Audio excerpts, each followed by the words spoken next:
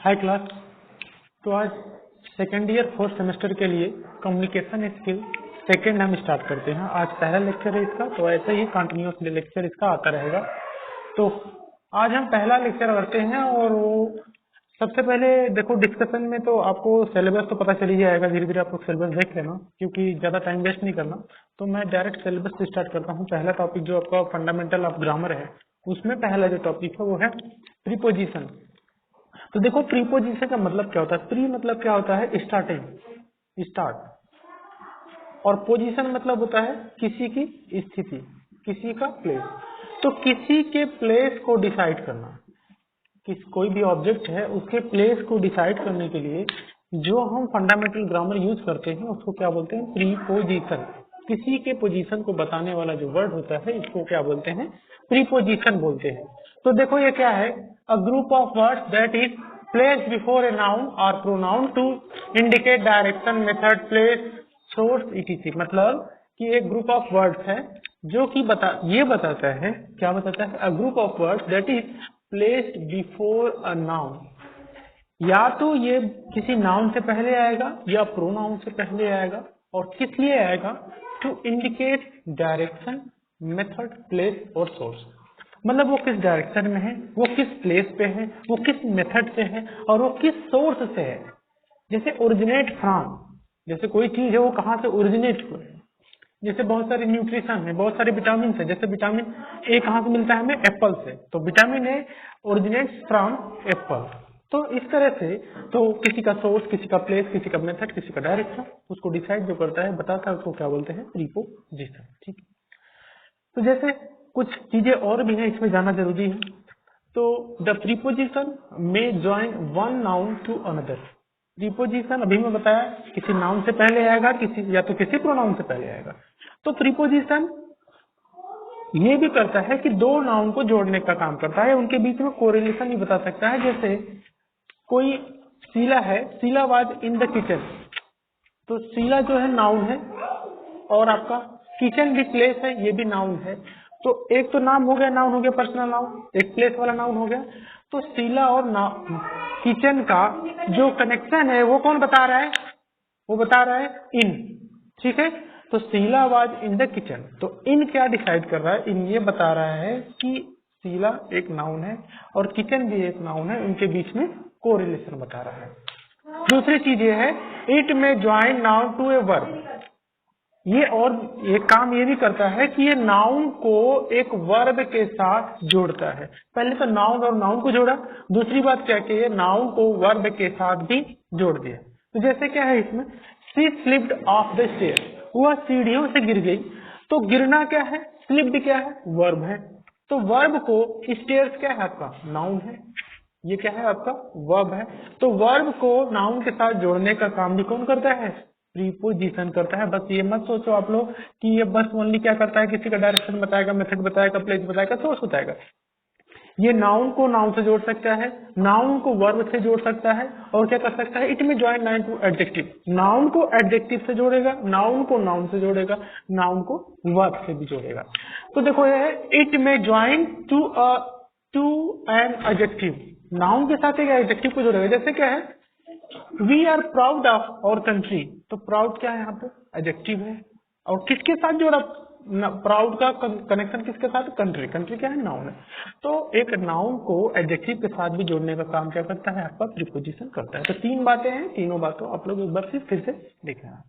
तो देखो क्या क्या है आपके प्रीपोजिशन है। जैसे इसमें प्रीपोजिशन पूछा जाए तो इन प्रीपोजिशन है, ऑफ इसमें है, इसमें ऑफ, ओ, एफ है।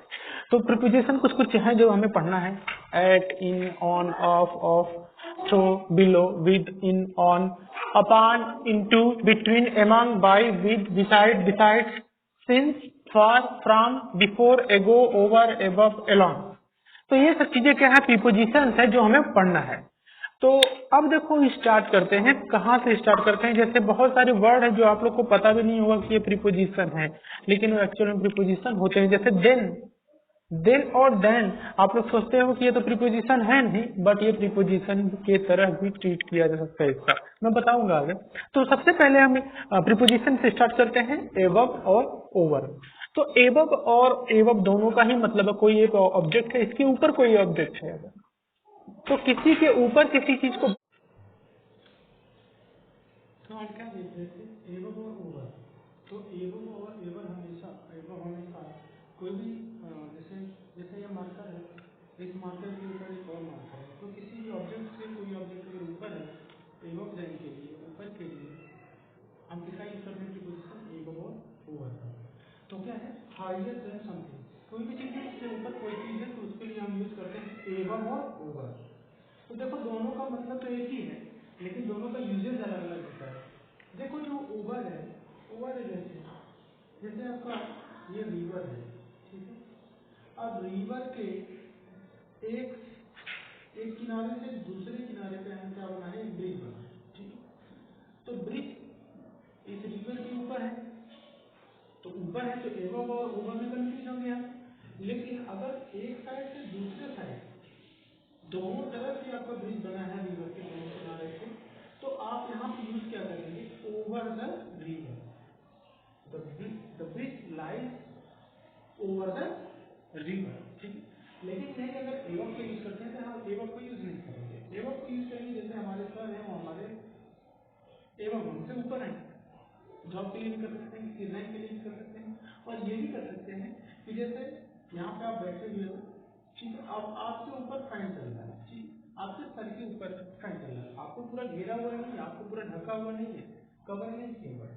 जब कवर नहीं किया हुआ होगा आप वहाँ पे क्या यूज करोगे, लेकिन अगर पूरा चारों तरफ से कवर किया तो यूज करेंगे क्या, ओवर। तो वही है कि ओवर एवरी पार्ट। देखो ओवर का मतलब क्या होता है, कवर, जो ओवर रहेगा वो कवर करेगा एवरी पार्ट को, cover every part of any region, कोई भी रीजन में कोई ऑब्जेक्ट उसको पूरा कवर किया है, या cover both side of the something, कोई भी चीज है उसको दोनों की तरफ क्या है आपका कोई भी ऑब्जेक्ट है, तो वहां पे यूज करेंगे ओवर यूज करेंगे, और वो ऊपर एवं क्या है, higher than but cover completely to any object but not, लेकिन ये पूरी तरह से कंप्लीटली किसी को कवर नहीं किया होता, तो हम ये जैसे एग्जाम्पल आपका बहुत सिंपल सा है, आप समझ सकते हो इसको।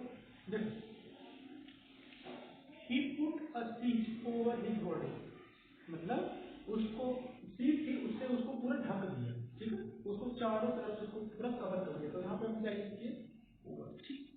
उसको there is a bridge over the river, तो एक ब्रिज है रिवर के दोनों तरफ और ऊपर है, अंदर तो होगा ब्रिज नहीं, ऊपर है तो यहाँ पर ऊपर, there is a bulb above my head, तो हमारे बल्ब है, हमारे सर के ऊपर बल्ब है, तो आपको कवर थोड़ी किया हुआ है, बस ऊपर ही, तो यहाँ पे एबव का यूज करेंगे, ठीक है, इसी का आपको समझ में आ रहा होगा। देखो अभी क्या है, अंडर, बिलो एंड बिलीव दोनों पे यूज करते हैं, अंडर, बिलो और बिलीव। देखो सबसे बड़ा बहुत बड़ा डिफरेंस है, बिलो और बिलीव तो हम हमेशा यूज करते हैं लोअर दैट एनी ऑब्जेक्ट, और वो ऑब्जेक्ट आपके कॉन्टेक्ट में नहीं है। जैसे एग्जाम्पल, पैसा आप अपने बिस्तरे के नीचे रखे हो तो वहां पर क्या यूज करेंगे, अंडर का। जो पैसा है आपके बिस्तरे से, आपके बेड से और आपसे टच में है, तो वहां पे अंडर का यूज करेंगे, जिससे पैसे दबा के बैठे हो तो अंडर। लेकिन बिलो को यूज कहाँ करेंगे, जहाँ पे कॉन्टेक्ट में नहीं, जैसे कि आपके सर आपसे एबव है, या आप अपने सर के अंडर काम कर, सॉरी बिलो काम कर रहे हैं, ठीक, अंडर का यूज करते हैं, अगर जॉब पोजीशन की बात करते हैं तो अंडर का भी काम करते हैं, लेकिन बिलो और बिल यूज करते हैं जब कोई चीज कॉन्टेक्ट में नहीं होता है। जैसे एग्जाम्पल देखिए, किसी केप्ट मनी, वह अपने पैसे रखी है अंडर हर बेड, अपने बेड के नीचे रखी हुई है, जो कॉन्टेक्ट में, इसलिए यहाँ पे क्या यूज हुआ, अंडर यूज हुआ। और एक एग्जाम्पल है, the old man crust under the truck, old man जो था ट्रक के नीचे आ गया, भाई ट्रक के नीचे आ गया तो कॉन्टेक्ट में ही तो आया होगा, कॉन्टेक्ट में आगे क्या होगा, क्रस्ट हो गया, ठीक है, जैसे भी जो भी होगा अंडर। और अंडर में समझ गए कि कोई भी चीज कॉन्टेक्ट में हो और नीचे हो तो उसको वहां यूज करते हैं अंडर का। ही इज वर्किंग अंडर मी, देखो एक चीज और है, दे लाइव बिलो अस, वो हमारे नीचे जीवन यापन करते हैं, मतलब समझ रहे हो ना कि हम ज्यादा कुछ अमीर हैं, कुछ ऐसे हैं, रिच हैं, तो हम वो हमारे नीचे, मतलब हमारे जीवन यापन करने के तरीके से नीचे जो जीवन यापन करने का तरीका उसमें रहते हैं, तो दे लाइव बिलो अस, तो बिलो मींस वहां पे करते हैं कि आपको कोई कांटेक्ट में, जैसे स्पेस बिटवीन टू सरफेसेस, दो सरफेस में स्पेस हो मतलब कांटेक्ट में, तो आप क्या करते हैं below. He is working under मी, वह हमारे अंदर काम करता है, ठीक है। ही इज वर्किंग अंडर मी, और जो भी है कोई भी इंसान है वो जैसे किसी के अंडर काम करता है तो अंडर का यूज क्या करते हैं जूनियर रैंक के लिए, तो अंडर ही वर्किंग अंडर जॉब वगैरह के लिए भी हम क्या करते हैं अंडर यूज करते हैं। देखो एक चीज और है कि जैसे कोई पेड़ के छांव में अगर आप आराम कर रहे हो तो मतलब रेस्ट कर रहे हो, पूरा पेड़ आपको उसका जो साइड है वो आपको कवर किया हुआ है, तो वहाँ पे हम ओवर को यूज करेंगे, अंडर को यूज करेंगे। आप पेड़ के नीचे आप आराम करें तो अंडर को यूज करेंगे, आप अंडर को यूज नहीं करेंगे, ठीक है, गलत है। तो क्या यूज करेंगे, वी आर टुगेदर ओके, ये अंडर के जो आप करेंगे जहाँ पे पड़ता है। देखो टाइम और डेट इसमें बहुत कंफ्यूजन आता है, बहुत कंफ्यूजिंग टॉपिक है। तो टाइम और डेट देखो ये सबसे बड़ी चीज मैं पहले ही बता देता हूँ कंफ्यूजन आपको क्लियर हो कि सर्टन डेट अगर पार्ट ऑफ डे है उसमें सर्टन डेट जुड़ा हुआ है, जैसे 5 तारीख को इवनिंग में, 5 तारीख को इवनिंग में एट 5 दिसंबर इवनिंग, 5 दिसंबर रात, 5 दिसंबर दिन, 5 दिसंबर मतलब जो भी है सुबह में, तो वहाँ पे यूज हम करते हैं डेट के पार्ट में इन और ऑन का। जैसे कोई डेट दिया है और पार्ट ऑफ द डेट दिया है तो वहां पे यूज करेंगे इन और ऑन, जैसे कि 5 दिसंबर इन 7, समझ रहे हो। अगर 5 दिसंबर नहीं दिया है तो आप सेंटेंस के हिसाब से वहां पे इन या एड का यूज करेंगे, ठीक है। और द पर्टिकुलर टाइम है तो पर्टिकुलर बिल्कुल फिक्स टाइम है कि 5 बजे सुबह, 5 बजे शाम को, 6 बजे, 6:30 बजे, तो ये पर्टिकुलर टाइम आप यूज कर सकते हैं, ऐसे यूज करते हैं। यहाँ पे पर्टिकुलर टाइम जैसे दोपहर 12 बजे ही होता है, शाम 12 बजे बाद स्टार्ट होती है, ठीक है। जैसे सुबह स्टार्ट दान कब होता है, सूरज सुबह उगता है तो पर्टिकुलर टाइम होता है, तो वहाँ पे क्या हम यूज करते हैं, एट यूज करते हैं पर्टिकुलर टाइम के लिए।